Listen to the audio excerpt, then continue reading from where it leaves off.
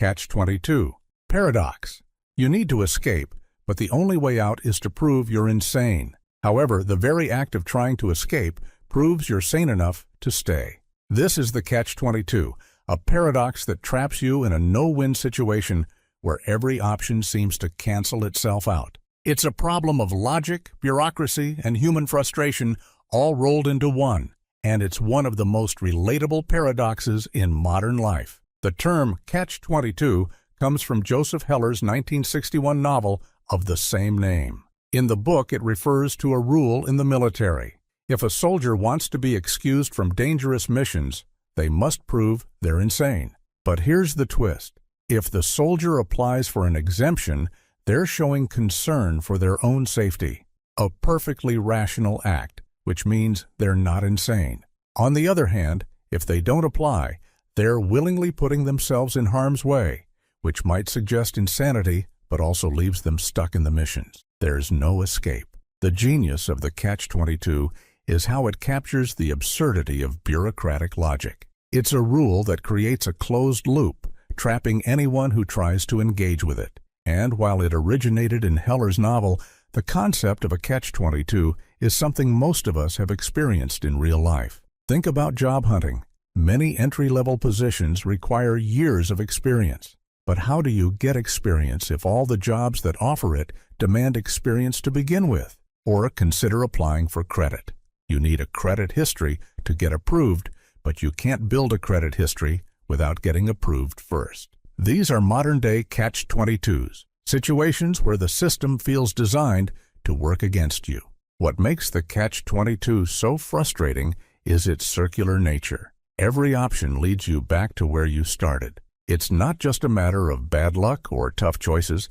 It's the system itself that creates the impossibility. You're trapped by the logic of the rule, and there's no way to break free without contradicting the rule itself. But the Catch-22 isn't just about individual frustration. It's also a reflection of larger societal and institutional problems. It reveals how rules and systems, which are supposed to help us, can sometimes become self-defeating. Bureaucracies, in particular, are notorious for creating Catch-22s. Think of a government agency requiring paperwork that's impossible to obtain without their approval, or a university insisting on prerequisites for a course that can only be fulfilled by taking the course itself. The paradox also raises deeper questions about power and control. In a Catch-22, the system holds all the cards. The individual is forced to play by rules that are inherently unfair, often with no one to appeal to. It's a stark reminder of how systems can use logic not to clarify or solve problems, but to maintain authority and keep people trapped. Philosophically, the Catch-22 challenges how we think about logic and fairness. Logic is supposed to help us make sense of the world, but the Catch-22 shows how logic can also create traps when it's applied without consideration for real-world consequences. It's a warning about what happens when we let rules take precedence over human needs and common sense. One of the reasons the Catch-22 resonates so deeply is that it's not just a theoretical problem. It's a lived experience for many people, from navigating complex bureaucracies to dealing with paradoxical social norms. The Catch-22 is a reflection of the absurdities we face every day.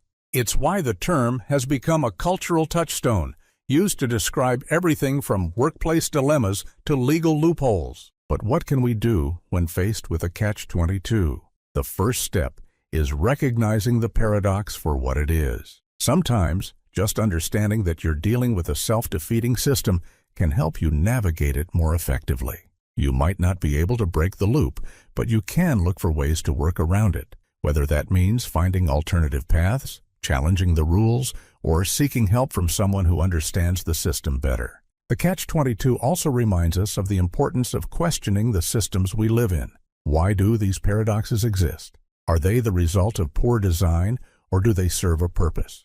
In many cases, Catch-22s persist because they maintain the status quo, making it harder for people to challenge authority or break free from the rules. By identifying these paradoxes and calling attention to them, we can push for changes that make systems more fair and humane. Ultimately, The catch-22 is more than just a frustrating puzzle. It's a reflection of the human condition. It captures the tension between individual agency and systemic control, between logic and absurdity. And while it may not always have a solution, it teaches us to think critically about the rules we follow and the systems we navigate. The next time you find yourself stuck in a catch-22, remember that you're not alone. This paradox has been baffling and frustrating people for decades, and it likely always will. But by understanding it, we can start to see the hidden dynamics at play, and maybe, just maybe, find a way to turn the system on its head. Grand Hotel Paradox. Imagine a hotel with an infinite number of rooms. Every single room is occupied, yet somehow the hotel can still accommodate new guests. How is this possible?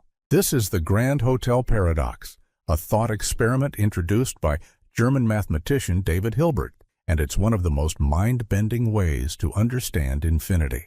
It challenges our intuitive understanding of numbers and space, forcing us to rethink what infinity really means. Picture the Grand Hotel. Every room has a number, 1, 2, 3, and so on, and all the rooms are filled with guests. A traveler arrives at the front desk and asks for a room. The receptionist, without hesitation, smiles and says, "Of course, we have space." But how? If every room is occupied, where will the new guest stay?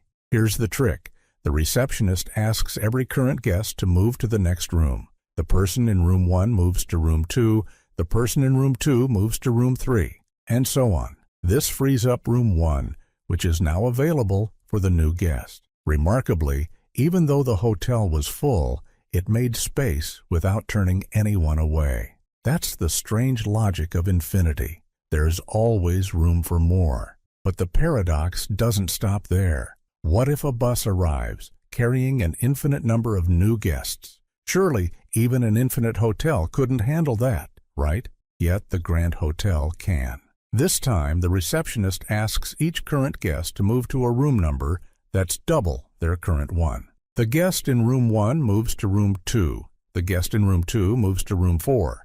The guest in room 3 moves to room 6, and so on. This leaves all the odd-numbered rooms, an infinite number of them, empty and ready for the new arrivals. The hotel accommodates infinity within infinity, a concept that feels impossible but works perfectly within the rules of mathematics. So, what does this paradox teach us? First, it reveals that infinity is not just a really large number. It's a completely different kind of quantity. In our everyday lives, numbers are finite and behave predictably.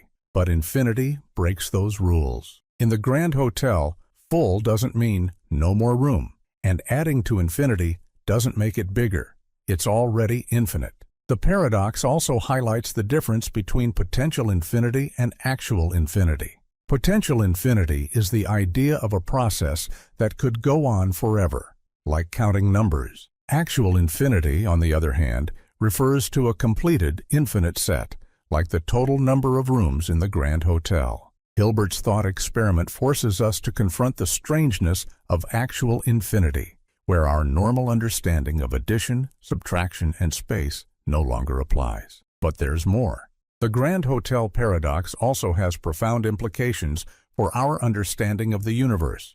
In physics, for example, infinity appears in theories about the cosmos, black holes, and even the nature of time. Hilbert's paradox reminds us that infinity isn't just a mathematical curiosity. It's a concept that shapes how we understand reality itself. Yet the paradox also raises philosophical questions. If infinity behaves so differently from finite numbers, can we ever truly comprehend it? The Grand Hotel feels absurd because it conflicts with our everyday intuition. It shows us that the human mind struggles to grasp infinity, even though it's a central idea in math and science. One of the most fascinating aspects of the Grand Hotel paradox is how it applies to modern mathematics. The paradox is rooted in set theory, a branch of math that explores collections of objects. Mathematicians like Georg Cantor, who pioneered the study of infinity, showed that there are different sizes of infinity. The set of whole numbers, for example,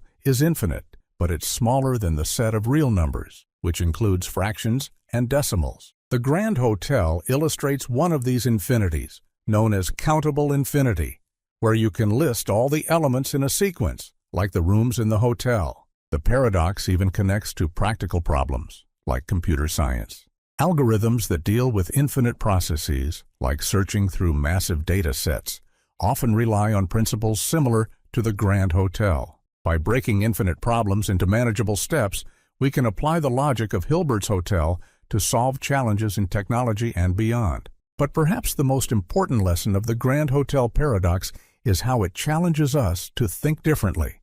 Infinity is a concept that defies common sense, but it's also a gateway to deeper understanding. It forces us to question our assumptions and explore ideas that stretch the limits of imagination.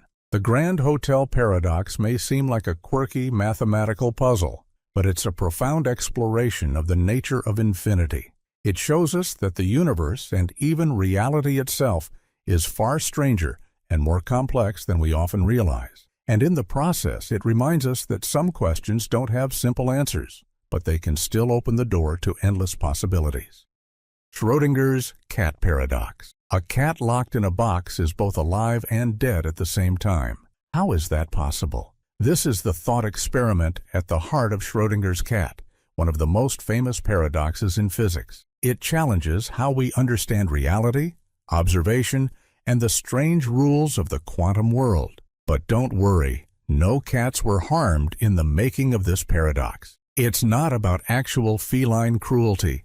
It's about unraveling the mysteries of existence. The story starts in 1935, when Austrian physicist Erwin Schrödinger devised the experiment to highlight what he saw as the bizarre and unsettling implications of quantum mechanics. Quantum mechanics is the branch of physics that deals with the very small, the particles that make up atoms. At this microscopic level, the rules of reality behave very differently from what we experience in our everyday lives. To explain this, let's set the stage for Schrödinger's cat. Imagine a sealed box containing a cat, a radioactive atom, a Geiger counter, and a vial of poison. The setup works like this. If the radioactive atom decays, the Geiger counter detects it, triggering the release of the poison, which kills the cat. If the atom does not decay, the poison is never released, and the cat remains alive. The twist is that according to quantum mechanics, the atom exists in a state of superposition. It has both decayed and not decayed at the same time. And because the atom's state determines the fate of the cat, too, is in a state of superposition, both alive and dead at once. This seems absurd, doesn't it? How can the cat be both alive and dead? Schrödinger's thought experiment wasn't meant to explain quantum mechanics. It was meant to criticize it. He wanted to show how strange and counterintuitive the implications of quantum theory could be when applied to everyday objects. At the heart of the paradox is the idea that in the quantum world, particles don't exist in definite states until they are observed. Before you open the box and check on the cat, it exists in both states simultaneously, alive and dead. The act of observation forces the cat into one state or the other, collapsing the superposition. This idea is known as the Copenhagen interpretation, one of the most widely accepted interpretations of quantum mechanics. It suggests that reality at the quantum level isn't fixed until it's observed. In other words, observation creates reality. But Schrödinger's cat forces us to confront just how strange this idea really is. If observation determines reality, then what counts as an observation? Does it have to be a conscious human observer, or could the Geiger counter itself count as an observation? And if observation creates reality, what does that say about the nature of reality itself? The paradox also raises deep philosophical questions. What does it mean for something to exist in two states at once? In everyday life, things are either one way or the other. A light is on or off, a door is open or closed. But in the quantum world, things can exist in a state of both and rather than either or. This challenges our intuitive understanding of how the world works, forcing us to think in entirely new ways. Schrödinger's cat also highlights the problem of scale in quantum mechanics. At the level of atoms and particles, superposition makes sense, and experiments have shown that it's real. But at the level of cats, people, or planets, things seem to behave differently. This disconnect between the quantum world and the everyday world is one of the biggest unsolved mysteries in physics. How do the strange rules of quantum mechanics give rise to the familiar rules of classical physics? The cat-in-the-box paradox sits at the center of this question. Interestingly, there are other interpretations of quantum mechanics that offer different explanations. For example, the many-worlds interpretation suggests that when you open the box, the universe splits into two. In one universe, the cat is alive. In the other, the cat is dead. In this view, superposition isn't about the cat being both alive and dead in the same universe. It's about the existence of parallel universes where every possible outcome is realized.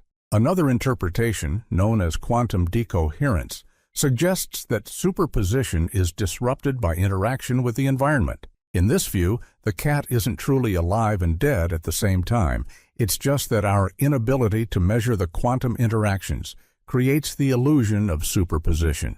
These interpretations show that Schrödinger's cat isn't just a paradox.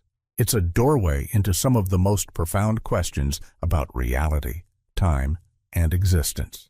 Schrödinger's cat also has practical implications. Quantum mechanics isn't just theoretical. It underpins much of modern technology, from semiconductors to quantum computers. Quantum superposition, the very concept behind the cat paradox, is what allows quantum computers to perform calculations far beyond the capabilities of classical machines. Understanding these principles isn't just a philosophical exercise. It's the foundation of technological progress. In the end, Schrödinger's cat is more than just a quirky thought experiment. It's a profound exploration of the mysteries of reality. It challenges us to think beyond our everyday experiences and confront the strange, counterintuitive rules of the quantum world.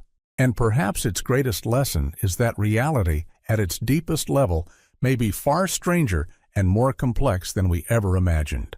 So the next time you think of Schrödinger's cat, remember, it's not just a paradox. It's a reminder that the universe still has secrets waiting to be uncovered. Fermi paradox. The universe is vast, so vast that it contains hundreds of billions of galaxies, each with billions of stars, many of which have planets orbiting them. Given the sheer numbers, it seems almost certain that intelligent life must exist somewhere else in the cosmos. And yet, despite decades of searching, we've found no evidence of aliens, no signals, no spacecraft, no traces of advanced civilizations. This puzzling contradiction is the Fermi paradox, one of the most intriguing questions humanity has ever faced. If the universe is so big, where is everyone? The paradox gets its name from physicist Enrico Fermi, who casually asked this question during a lunch conversation in 1950. The math seems to demand that intelligent life should be out there. With so many stars and planets, even if life arises on only a tiny fraction of them, there should still be millions, if not billions, of civilizations in our galaxy alone. And if even a small number of these civilizations are capable of interstellar travel, they should have spread across the galaxy by now. So why haven't we seen any evidence? One explanation is that intelligent civilizations might be exceedingly rare. While the ingredients for life, water, carbon, energy, are abundant, the leap from simple molecules to complex organisms and then to intelligent beings may be so unlikely that it has only happened here on Earth. In this view, humanity might be a cosmic fluke, the result of an extraordinarily improbable sequence of events. Another possibility is that intelligent civilizations do exist, but they're too far away for us to detect. The scale of the universe is almost incomprehensible. Even at the speed of light, it would take over 100,000 years to cross our galaxy. If alien civilizations are scattered across such immense distances, their signals, if they're sending any, may not have reached us yet, or we may not yet have the technology to detect them. But what if alien civilizations are nearby and we still don't see them? This leads to another possibility. They might not want to be found. Just as humans are careful about revealing their location in the wild, Perhaps advanced civilizations are deliberately keeping quiet, either out of fear of attracting hostile attention or out of a philosophical belief in non-interference. This is sometimes called the zoo hypothesis, the idea that Earth is like an exhibit in a cosmic zoo, observed but left undisturbed. There's also the unsettling possibility that civilizations self-destruct, rushed before they can make meaningful contact. Advanced technology brings incredible power, but also enormous risks, from nuclear weapons to environmental collapse to artificial intelligence. If intelligent life tends to destroy itself shortly after reaching technological maturity, the galaxy might be littered with the ruins of once thriving civilizations. Another explanation involves the limits of our own perception.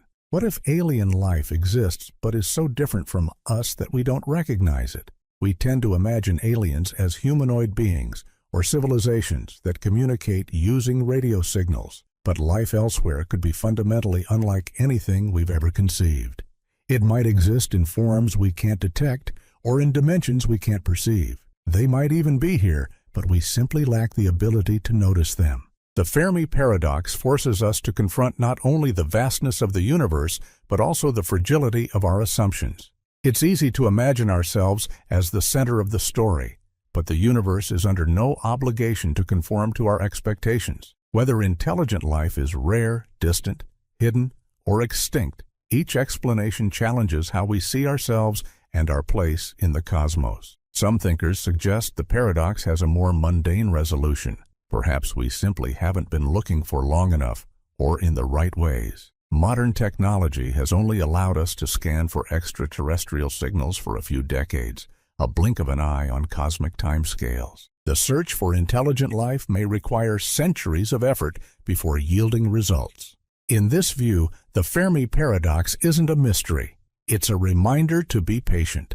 Others take an even more radical approach, suggesting that the absence of evidence may itself be evidence of something profound. If the universe appears silent and empty, perhaps it's trying to tell us something about the nature of life, intelligence, or the laws of physics. Some theories propose that the very conditions needed to support life might make it inherently rare or fleeting, a fleeting spark in an otherwise indifferent cosmos. The Fermi paradox doesn't just ask where the aliens are. It asks what their absence means for us.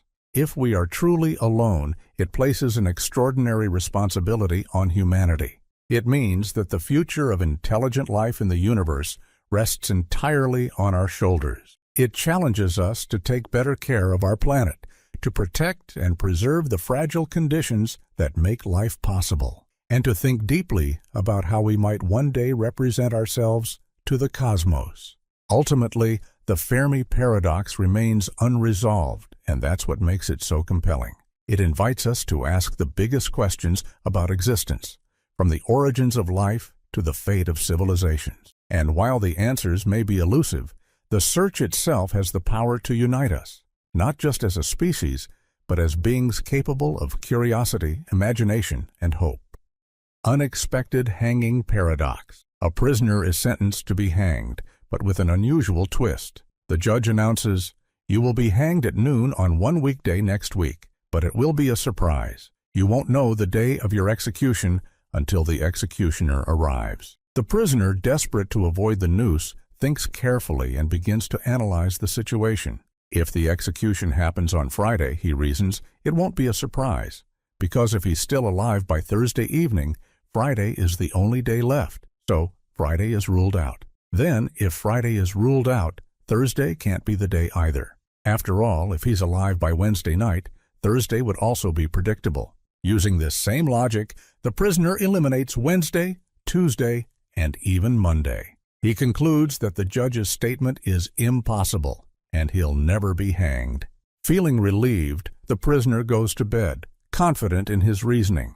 But on Wednesday, at noon, the executioner arrives, and the prisoner is hanged, completely by surprise. How is this possible? This is the unexpected hanging paradox, a thought experiment that has baffled philosophers, mathematicians, and logicians for decades. It's a paradox that plays with our understanding of logic, knowledge, and self-fulfilling reasoning.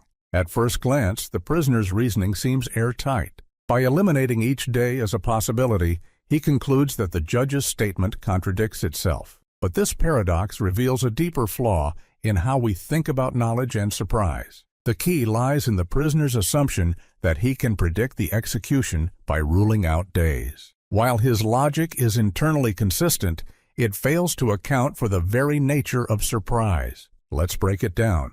The judge's promise has two parts. First, the prisoner will be hanged next week. Second, the hanging will come as a surprise. The prisoner's mistake is in treating these two conditions as if they are entirely separate. By trying to outsmart the judge, the prisoner convinces himself that the hanging can't happen at all. But this very conclusion ensures that when the execution does occur, on a day he ruled out, it will indeed be a surprise, fulfilling the judge's promise. The unexpected hanging paradox challenges our understanding of logical reasoning and prediction. It highlights the limits of deductive reasoning, especially when applied to situations involving surprise or uncertainty. The prisoner's logic works only if he assumes that his deductions can't be wrong. But the paradox exposes how his own reasoning creates the conditions for the judge's statement to hold true. This paradox has fascinated logicians because it raises profound questions about the nature of self-referential statements and the relationship between knowledge and uncertainty. It's similar to other paradoxes, like the liar paradox, where a statement like, "This sentence is false," creates a loop of contradiction. In the unexpected hanging paradox, the prisoner's reasoning becomes self-referential. He uses his predictions to try to avoid the surprise, but those very predictions ensure the surprise happens. Philosophers have debated the deeper implications of this paradox for decades. One interpretation is that it reveals the limits of human reasoning. Our logical systems rely on clear rules and assumptions, but the unexpected hanging paradox shows that even the most rigorous reasoning can break down when it encounters uncertainty or self-reference. It forces us to confront the possibility that some aspects of reality might be fundamentally unpredictable. The paradox also has connections to game theory and decision-making. In game theory, players often try to anticipate their opponent's moves, but the unexpected hanging paradox shows how overthinking and second-guessing can backfire. By trying to predict the execution, the prisoner inadvertently ensures its success. This has parallels in real life, where attempts to outsmart systems or predict outcomes can lead to unintended consequences. But the paradox isn't just a puzzle for philosophers. It has practical implications for how we think about surprise, uncertainty, and planning. It reminds us that not everything can be predicted or controlled, no matter how much we analyze or prepare. In a world filled with uncertainty, the unexpected hanging paradox teaches us to embrace the unexpected and recognize the limits of our knowledge. What's particularly striking about this paradox is its ability to create tension between logic and intuition. On the surface, the prisoner's reasoning feels flawless. Yet the moment the execution happens, we realize the flaw in his thinking. This tension between expectation and reality is what makes the paradox so compelling and so deeply unsettling. The unexpected hanging paradox forces us to confront one of life's greatest mysteries, the nature of the unknown. It challenges us to think critically about how we approach uncertainty and reminds us that even the most carefully constructed plans can be upended by the unexpected. And perhaps that's the paradox's greatest lesson, that sometimes the only certainty is surprise itself. Barber paradox. Imagine a small town with a peculiar rule. There is only one barber, and this barber shaves everyone in town who does not shave themselves. The rule is simple and absolute. The barber must shave all those who don't shave themselves and only those who don't shave themselves. But here's the question: who shaves the barber? At first glance, it seems like there should be a straightforward answer. But as you think it through, the situation becomes impossible. If the barber shaves himself, he violates the rule because the barber is only supposed to shave those who don't shave themselves. But if the barber doesn't shave himself, then he must follow the rule and shave himself because he shaves everyone who doesn't. No matter how you approach it, the barber ends up trapped in a logical contradiction. This is the barber paradox. The Barber paradox was introduced by British mathematician and philosopher Bertrand Russell to illustrate a deeper issue in the foundations of logic and mathematics. On the surface, it's a playful thought experiment, but it actually points to a serious problem. What happens when a set or system refers to itself? In this case, the Barber's shaving rule creates a self-referential loop that cannot be resolved without breaking its own logic. To understand the paradox more deeply, let's step back and look at what's happening here. The barber's job is defined by a rule. He must shave all and only those who do not shave themselves. This rule divides the townspeople into two groups, those who shave themselves and those who don't. But when we try to include the barber in one of these groups, the rule collapses. If he shaves himself, he belongs to the group of people who shave themselves, which means he shouldn't be shaving himself. If he doesn't shave himself, he belongs to the group of people who don't shave themselves, which means he should shave himself. There's no way for the barber to follow the rule without creating a contradiction. At its core, the Barber paradox is about self-reference. What happens when a rule or system applies to itself? It's a close relative of the liar's paradox, where a statement like, "This sentence is false," creates a similar loop of contradiction. Both paradoxes show how self-reference can break the rules of logic, creating situations where no consistent solution exists. But the Barber paradox isn't just a quirky thought experiment. It has profound implications for mathematics, philosophy, and even computer science. Bertrand Russell used it to highlight a problem with set theory, a branch of mathematics that deals with collections of objects. In the early 20th century, mathematicians believed that any logical statement about sets should make sense. For example, you could talk about the set of all chairs or the set of all numbers.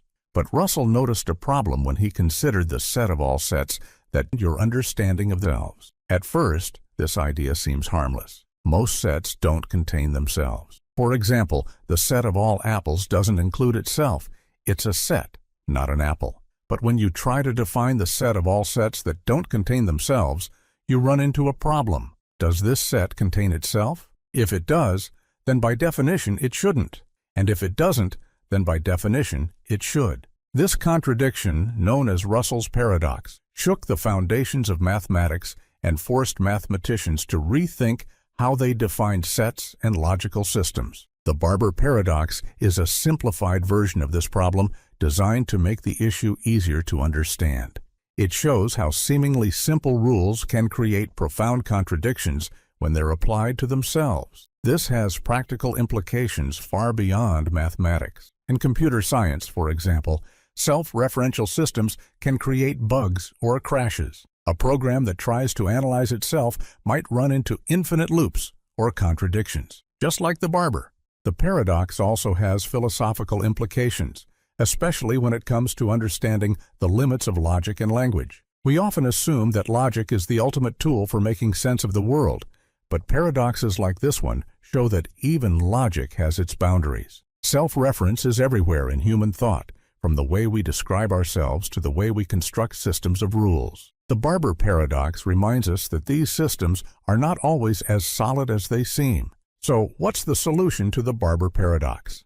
The short answer is that there isn't one, not within the rules of the paradox itself. The only way to resolve the contradiction is to change the rules. In the case of mathematics, Russell's paradox led to the development of new systems, like set theories that avoid self-referential definitions. In everyday life, the lesson is that some problems can't be solved within their own frameworks. Sometimes, the only way to move forward is to step back and rethink the assumptions that created the problem in the first place. The Barber paradox may seem like a small, playful puzzle, but it opens the door to some of the most profound questions about logic, reasoning, and the way we make sense of the world. It challenges us to think critically about the systems we create and the assumptions we take for granted. And perhaps most importantly, it shows us that even the simplest ideas can contain hidden depths, paradoxes that force us to see the world in a completely new way.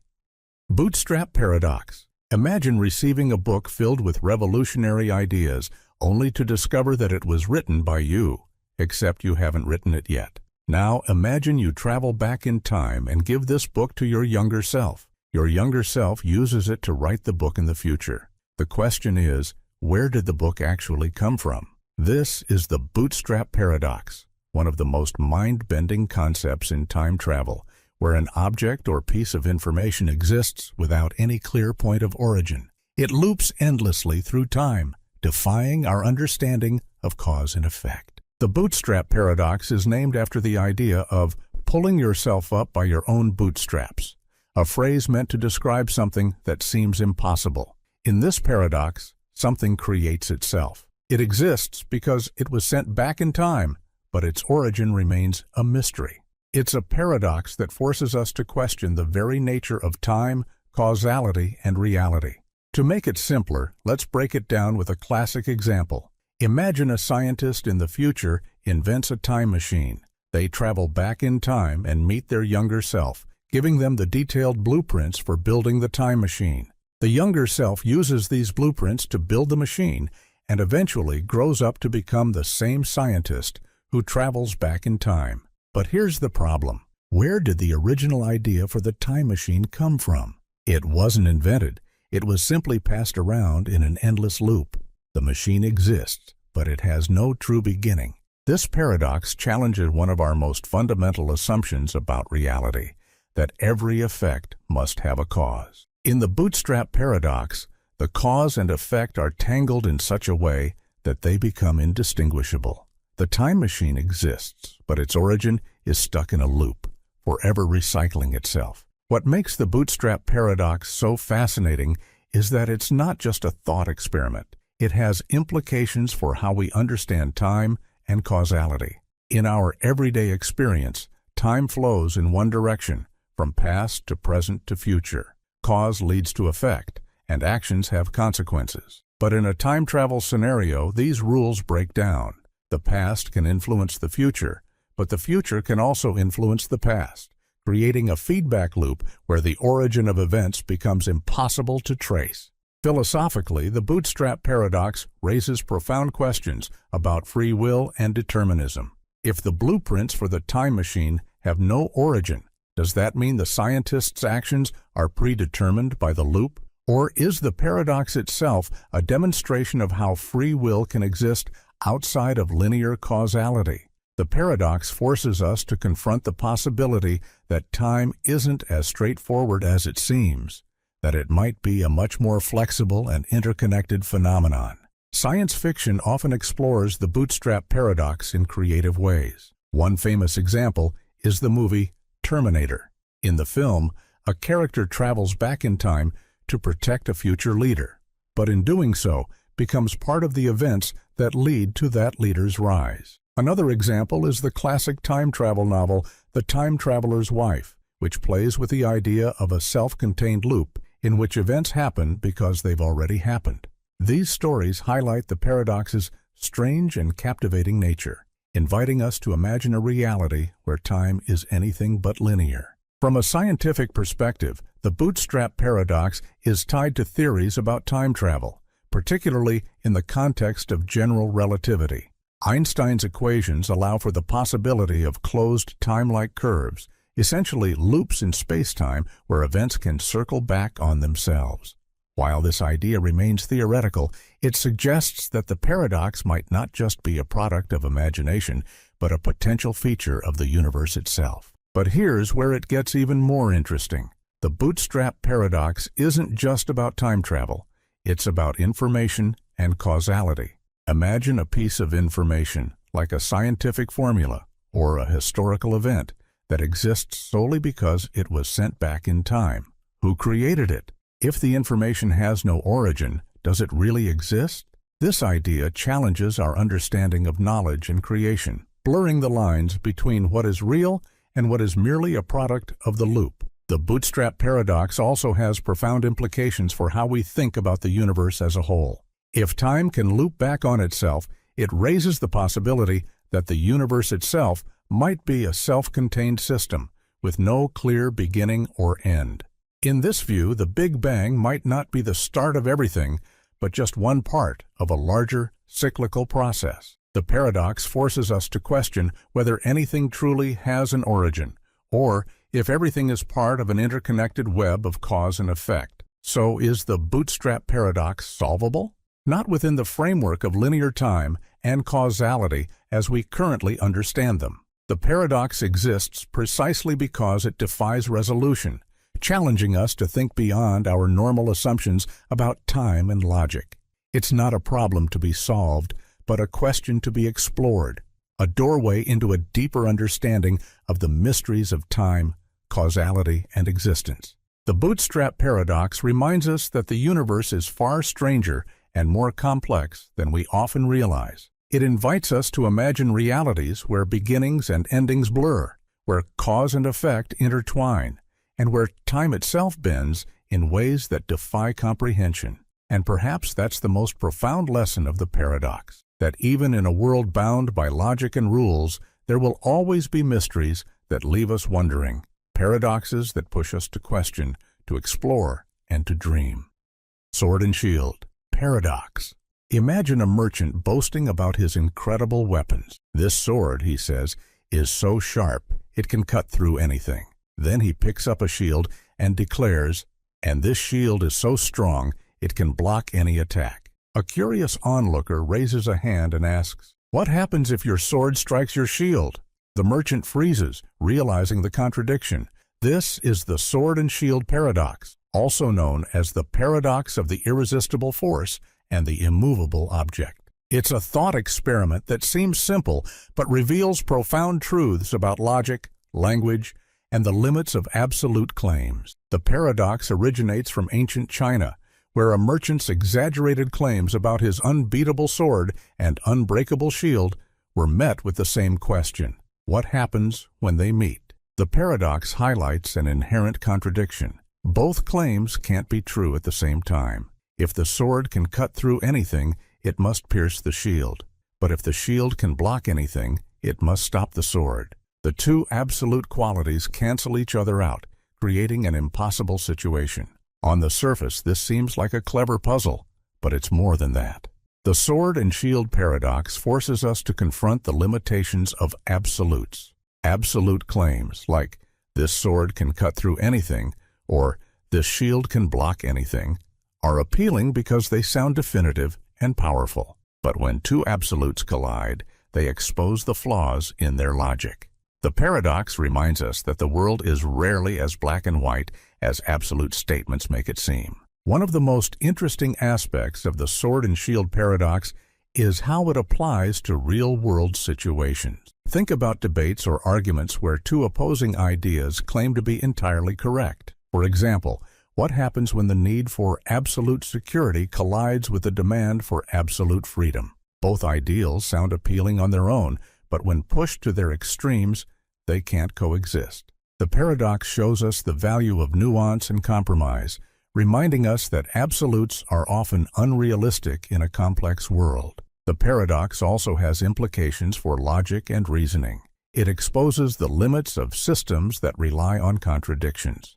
In formal logic, statements that contradict themselves are considered invalid or nonsensical. The sword and shield paradox illustrates this by creating a scenario where language breaks down. If a sword can cut through anything and a shield can block anything, the words anything lose their meaning when applied together. The paradox challenges us to think critically about the assumptions and definitions we use in reasoning.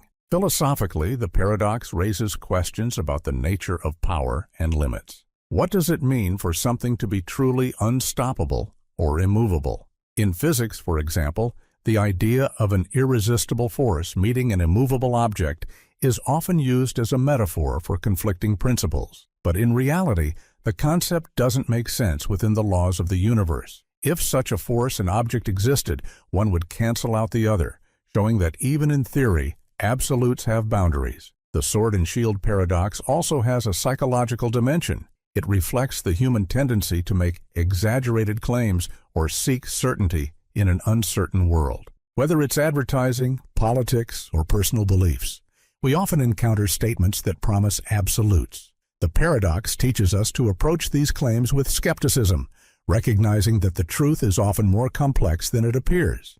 Interestingly, the paradox is closely related to other famous thought experiments, like the liar's paradox, where a statement contradicts itself. This sentence is false. Both paradoxes reveal how language and logic can create situations that defy resolution.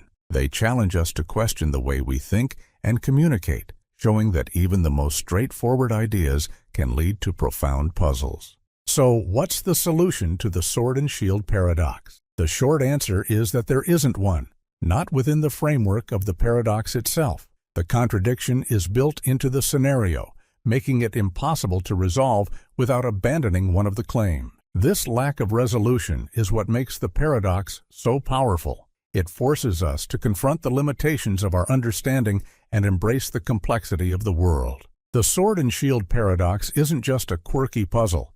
It's a tool for critical thinking. It reminds us to question absolutes, seek nuance, and recognize the limits of logic and language. In a world that often values certainty and simplicity, the paradox encourages us to embrace ambiguity and complexity, showing that the most interesting questions are often the ones without clear answers. In the end, the sword and shield paradox isn't about weapons or warriors. It's about the collision of ideas, the nature of contradiction, and the search for truth. It challenges us to think beyond the surface, to question what we take for granted, and to see the world not in absolutes, but in possibilities. And perhaps that's the greatest lesson of all, that true understanding comes not from resolving paradoxes, but from learning to live with them. Pinocchio paradox. What happens when Pinocchio says, "My nose will now grow"? Will it grow or will it not? At first glance, this might sound like a clever riddle, but it's actually a deep philosophical and logical puzzle known as the Pinocchio paradox. It challenges our understanding of truth, lies, and self-reference in a way that is both deceptively simple and profoundly mind-bending. Let's start with Pinocchio's unique situation.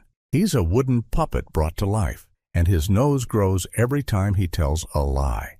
Now, if Pinocchio says, "My nose will now grow," we're caught in a paradox. If his nose does grow, it means he was telling the truth.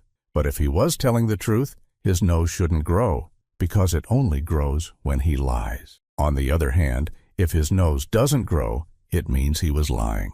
But if he was lying, his nose should grow. No matter how you approach it, Pinocchio's statement creates a logical contradiction that cannot be resolved. This paradox belongs to a family of self-referential puzzles, much like the famous liar's paradox, where someone says, "This sentence is false." Both paradoxes highlight the challenges of self-reference, where a statement refers to itself in a way that creates a loop of contradiction. But the Pinocchio paradox has a unique twist. It ties this logical contradiction to a physical consequence, making it feel more tangible and even more perplexing. To fully appreciate the Pinocchio paradox, we need to explore what makes it so puzzling. The key lies in the relationship between truth, lies, and cause and effect. In Pinocchio's world, lies have a direct, measurable outcome. His nose grows. This cause and effect relationship seems straightforward until you introduce a self-referential statement like, "My nose will now grow." At that point, the logic breaks down, because the outcome determines the truth of the statement. But the truth of the statement also determines the outcome. It's a feedback loop that defies resolution. What makes the Pinocchio paradox so fascinating is how it challenges the way we think about language and reality. In our everyday lives, we rely on language to describe the world around us. Statements are either true or false, and we assume there's a clear distinction between the two. But the Pinocchio paradox shows that this distinction isn't always so clear. When language refers to itself, it can create situations where truth and falsehood blur together, leaving us with no clear answers. Philosophically, the Pinocchio paradox raises profound questions about the nature of truth and meaning. What does it mean for a statement to be true or false? Can something be both true and false at the same time? These questions have been debated by philosophers for centuries, and the Pinocchio paradox brings them into sharp focus. It forces us to confront the limits of our understanding and consider the possibility that truth might be more complex than we often assume. The paradox also has implications for logic and mathematics, particularly in the study of formal systems. In the early 20th century, mathematician Kurt Gödel proved that any sufficiently complex formal system contains statements that cannot be proven true or false within the system itself. The Pinocchio paradox is a playful reminder of this limitation, showing how self-reference can create problems that defy resolution. But the Pinocchio paradox isn't just an abstract puzzle. It also has real-world relevance. It highlights the challenges of dealing with self-referential systems, which appear in fields ranging from computer science to law. For example, a computer program that tries to analyze its own code can run into loops or contradictions, much like Pinocchio's statement. Similarly, legal systems sometimes create rules that conflict with themselves, leading to situations where it's impossible to determine the correct outcome. The paradox also has a psychological dimension. It reflects the human tendency to overanalyze and second-guess ourselves, especially when faced with complex or contradictory situations. Just as Pinocchio's statement ties itself in knots, our own thoughts can sometimes create mental loops that are difficult to escape. The paradox serves as a reminder to approach such situations with curiosity and humility, recognizing that not every problem has a clear or simple solution. So, what can we learn from the Pinocchio paradox?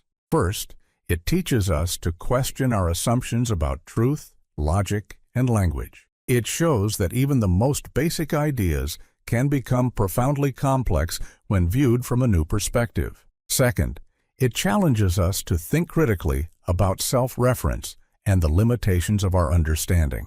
And finally, it reminds us that paradoxes aren't just problems to be solved. They're opportunities to explore the mysteries of thought, language, and reality. In the end, the Pinocchio paradox isn't just about a wooden puppet with a growing nose. It's a doorway into some of the deepest questions about how we make sense of the world. It invites us to embrace complexity, to think beyond the surface, and to see the beauty in the puzzles that make life so endlessly fascinating. So the next time you hear Pinocchio say, "My nose will now grow," remember, it's not just a clever riddle, it's a journey into the very heart of logic and meaning. Simpson's paradox. Imagine two treatment options for a life-threatening disease. You're told treatment A has a higher success rate than treatment B, so you confidently choose treatment A. But later, you learn that when you break the data into subgroups, say younger and older patients, treatment B actually performs better in both groups. How can treatment B be better in every subgroup, but treatment A still has a higher overall success rate? This is Simpson's paradox, a statistical phenomenon that defies intuition and reveals the surprising ways data can mislead us. At its core, Simpson's paradox occurs when trends that appear in different groups of data disappear, or even reverse when the groups are combined. It's a paradox that challenges our understanding of statistics and forces us to rethink how we interpret information. To make this clearer, let's dive into an example. Imagine a university that is evaluating its admission rates for male and female applicants. The data shows that overall, a higher percentage of male applicants were admitted compared to female applicants, suggesting potential gender bias. But when you break the data down by departments, you discover that each department actually admitted a higher percentage of female applicants than male applicants. How is this possible? The answer lies in the composition of the data. In this scenario, the paradox occurs because women apply disproportionately to highly competitive departments with low admission rates, while men applied more often to less competitive departments with higher admission rates. When the data is aggregated, these differences skew the overall results, creating the illusion of bias against women, even though no such bias exists within individual departments. This paradox is a reminder of the dangers of oversimplifying data. It highlights the importance of context and shows how combining or aggregating data can mask important details. In the example of the university admissions, the overall numbers told one story, but the departmental breakdown told a very different one. Simpson's paradox teaches us that the way we group and analyze data can fundamentally change the conclusions we draw. The implications of Simpson's paradox go far beyond hypothetical examples. It appears in real-world scenarios across a wide range of fields, from medicine and social science to sports and public policy. For instance, in clinical trials, a treatment might seem effective when the results are aggregated but turn out to be less effective or even harmful when analyzed for specific subgroups such as age or gender. In politics, aggregated voting data can suggest trends that don't hold true within individual demographics. Even in business, marketing campaigns or product evaluations can be misleading if the data isn't analyzed carefully. The paradox also raises deeper questions about causality and decision-making. When faced with contradictory patterns in data, how do we determine which perspective is correct? Should we focus on the overall trend, or should we prioritize the subgroup analysis? The answer often depends on the context and the questions we're trying to answer. Simpson's paradox reminds us that data doesn't speak for itself. It requires interpretation, and that interpretation can be influenced by how the data is presented and understood. One of the most important lessons of Simpson's paradox is the need for critical thinking and careful analysis. In a world increasingly driven by data, it's easy to take numbers at face value, especially when they confirm our assumptions or fit a compelling narrative. But Simpson's paradox shows that data can be more complex than it appears, and that even seemingly straightforward statistics can be deceptive. This paradox also has profound implications for how we communicate data. Misleading interpretations of data can have serious consequences, from flawed medical decisions to misguided policies. Understanding Simpson's paradox can help us become more discerning consumers of information, better equipped to ask the right questions and challenge misleading conclusions. Simpson's paradox also reminds us of the importance of transparency in data analysis. When presenting data, it's essential to provide enough context and detail to allow others to understand how the data was collected, grouped, and analyzed. Aggregated results can be useful, but they should always be accompanied by a breakdown of subgroups to avoid oversimplification and misinterpretation. Philosophically, Simpson's paradox challenges us to think about the nature of truth and perception. It reveals how different perspectives on the same data can lead to conflicting conclusions, forcing us to grapple with the idea that truth is often more nuanced than we'd like to believe. It's a paradox that invites us to embrace complexity and to question our assumptions about the way the world works. In the end, Simpson's paradox isn't just a quirk of statistics. It's a powerful reminder of the importance of context, critical thinking, and curiosity. It teaches us to look beyond the surface, to dig deeper into the data, and to approach information with a healthy dose of skepticism. And in a world where data increasingly shapes our decisions, that lesson might just be one of the most life-changing paradoxes of all.